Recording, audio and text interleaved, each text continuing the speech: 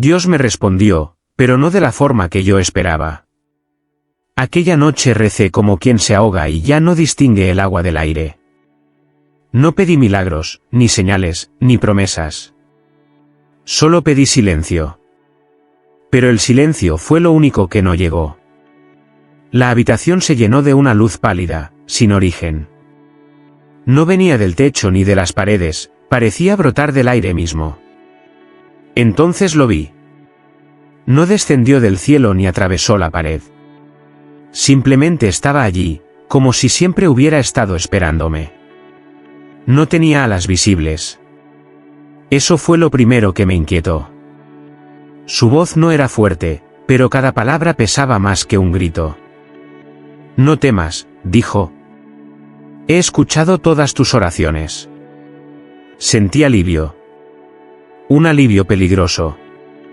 Porque cuando uno está roto, acepta cualquier mano que se extienda, incluso sin mirar de quién es. Le pregunté si venía de Dios. Sonrió, apenas. No respondió. En cambio, me habló de mi infancia, de un pecado que nunca confesé, de una promesa que rompí en silencio. Cosas que jamás pronuncié en voz alta. Él no siempre responde, añadió. Yo sí. Esa noche, el problema que me consumía desapareció. Como si nunca hubiera existido. Al día siguiente, otro milagro.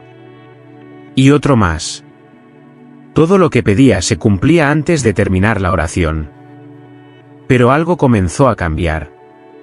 Cada vez que el ángel aparecía, su mirada se volvía más intensa. No era compasión lo que había en sus ojos, era observación. Como si yo no fuera un hombre, sino una prueba. Antes de irse por última vez esa semana, se inclinó hacia mí y susurró. No todos los ángeles siguen mirando hacia el cielo. Y entonces lo entendí. Dios había escuchado mi oración. Pero no fue él quien decidió responderla. Las bendiciones comenzaron a llegar tan rápido que no tuve tiempo de agradecerlas. Todo se resolvía antes de romperse.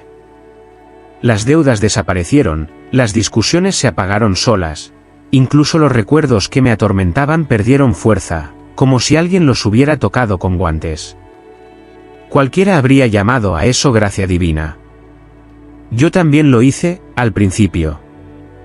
Pero cada milagro dejaba una sombra. El primer día que no recé, algo ocurrió. No conmigo. El vecino del piso de abajo cayó por las escaleras. Nada grave, dijeron. Un accidente. A la mañana siguiente, volví a orar. Esa misma tarde, recibió el alta. No quise ver la conexión. La segunda vez fue más clara. Dudé.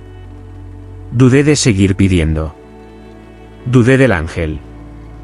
Esa noche, un incendio pequeño consumió el local frente a mi casa. Nadie murió, pero el miedo se quedó flotando en el aire, espeso, imposible de ventilar. Al rezar de nuevo, las llamas se detuvieron. El ángel apareció, puntual, silencioso. No es castigo, me aseguró. Es equilibrio. Empecé a sentir culpa por cada favor concedido. Como si cada bendición tuviera un precio que no pagaba yo, sino otros. Le pregunté si Dios sabía lo que estaba ocurriendo. El ángel tardó en responder.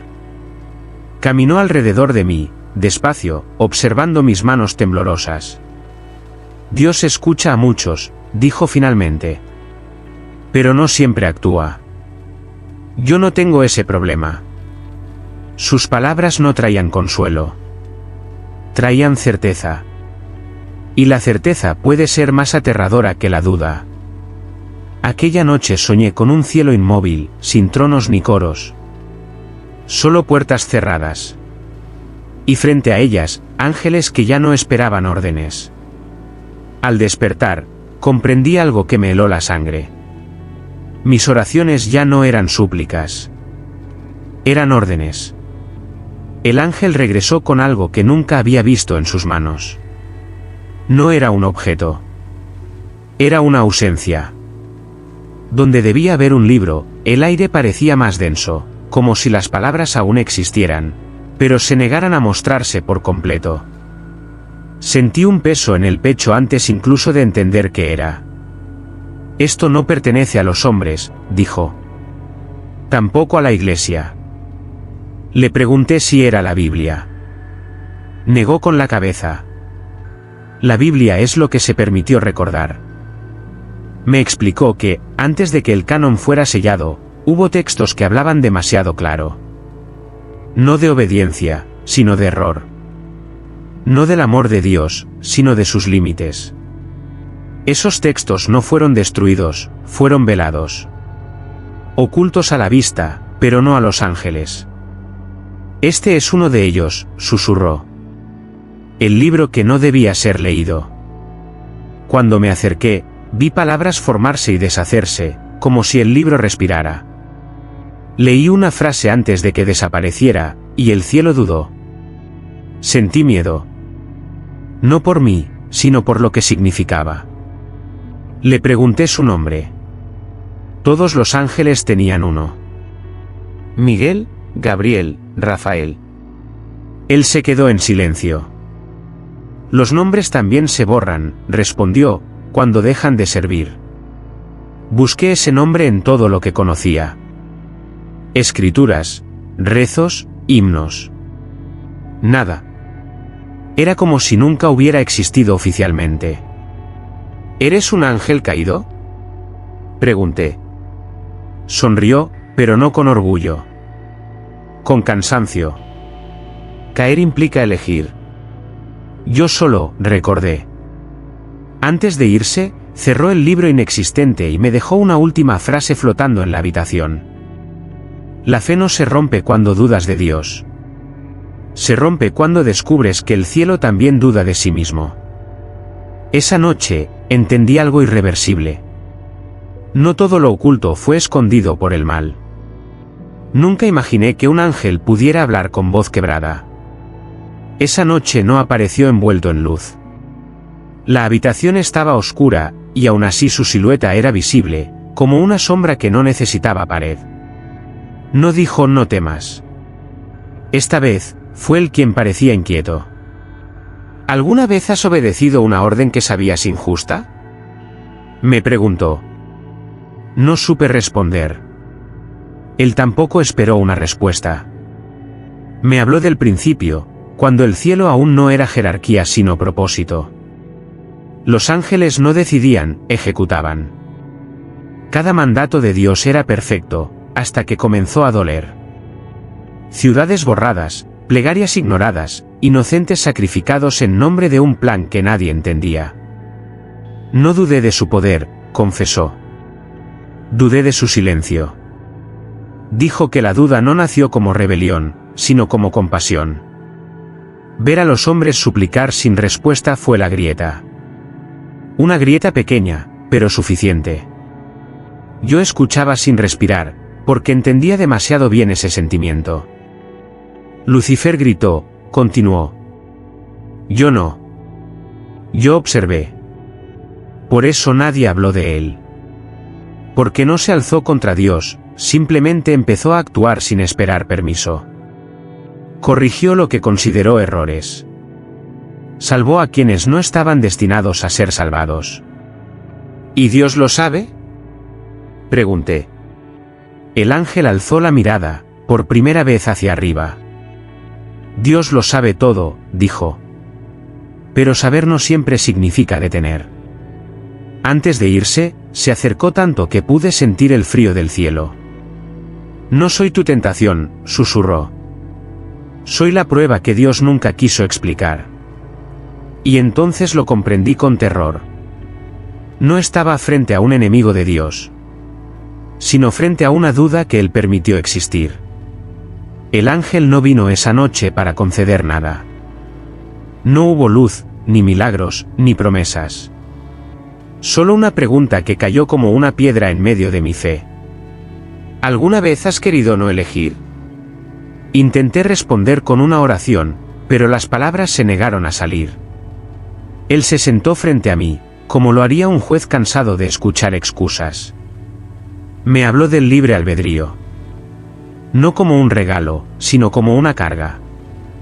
Dijo que Dios lo otorgó creyendo que la elección acercaría al hombre al amor verdadero. Pero el resultado fue sufrimiento, culpa, guerra, contradicción. Elegir significaba fallar. El cielo no elige, afirmó. Por eso no sufre. Entonces entendí su propuesta. No era dominio. No era castigo. Era liberación. Un mundo donde el dolor no naciera de decisiones equivocadas. Donde nadie cargara con el peso de pude haber hecho otra cosa. ¿Y el pecado?, pregunté. El ángel negó con calma. El pecado solo existe cuando hay opción. Mis manos temblaban. Aquello no sonaba a maldad. Sonaba peligrosamente a consuelo. A descanso eterno. Por primera vez, dudé de mi propia libertad. Dios no interviene, continuó, porque aún cree en ustedes. Yo ya vi suficiente. Se levantó y me miró con una intensidad que me atravesó. No te pido que me sigas, dijo. Te pido que decidas, por última vez. Antes de desaparecer, dejó una frase suspendida en el aire. El día que el hombre deje de elegir, dejará de sufrir. Y ese día, Dios ya no será necesario. Me quedé solo, con una verdad insoportable. Si aceptaba su revelación, no traicionaría a Dios. Lo volvería irrelevante. Parte 6. El pecado que Dios no perdona. El ángel regresó distinto. No había serenidad en su presencia, sino urgencia. Como si el tiempo, incluso para él, se estuviera agotando. Hay un pecado que Dios no perdona, dijo sin rodeos. Pensé en la soberbia. En la traición. En la desobediencia. Él negó con la cabeza, casi con tristeza. Eso es humano. Dios perdona lo humano. Se acercó a la ventana. Afuera, la ciudad dormía ignorante, respirando decisiones que no sabía que pronto podrían dejar de existir. El único pecado imperdonable, continuó, es amar a los hombres más que a Dios. Sentí un frío antiguo recorrerme la espalda. Me explicó que no fue castigado por dudar, ni por actuar sin permiso. Fue marcado en el instante en que sintió compasión. En el momento exacto en que deseó aliviar el sufrimiento humano, aunque eso significara alterar el plan divino. Yo no quise destronar a Dios, susurró. Quise corregirlo. Y eso, según él, era intolerable. Dios no teme al odio, dijo. Teme a la misericordia mal dirigida. Comprendí entonces por qué su nombre no existía. No había caído. Había sido borrado. Convertido en una advertencia silenciosa para los demás ángeles. Pronto vendrán por mí, admitió. No para juzgarme, sino para deshacerme. Le pregunté por qué me había elegido. ¿Por qué a mí?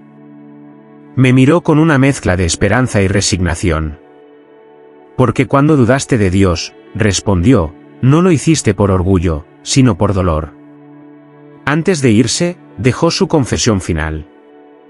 Si amar al hombre es pecado, entonces lo volvería a cometer. Y supe, con una claridad devastadora, que ese era el motivo real de su condena. No había desafiado a Dios. Había puesto a la humanidad al mismo nivel que él. La noche en que vi su verdadera cara, el cielo no hizo nada para impedirlo. El ángel apareció sin forma definida. No era luz ni sombra.